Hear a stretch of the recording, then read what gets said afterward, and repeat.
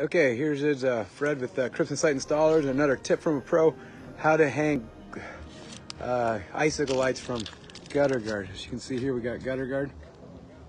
Well, I actually have a gutter hook here, which, you know, they're pretty expensive, like 40 cents a piece or something. Well, I'm going to show you how you can make your own.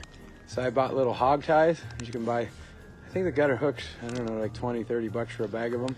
They're nice, but this one here come just like this. You get them with the fencing at like Lowe's or Home Depot for chain link fence. So you get them just like this, and then you just bend them just like that.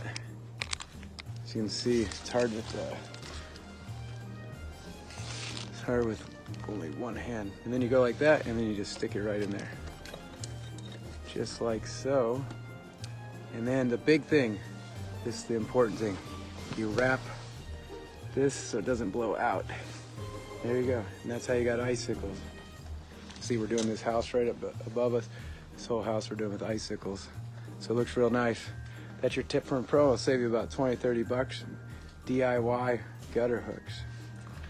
The inventor of gutter hooks is probably gonna hate me, but anyways, just a piece of wire.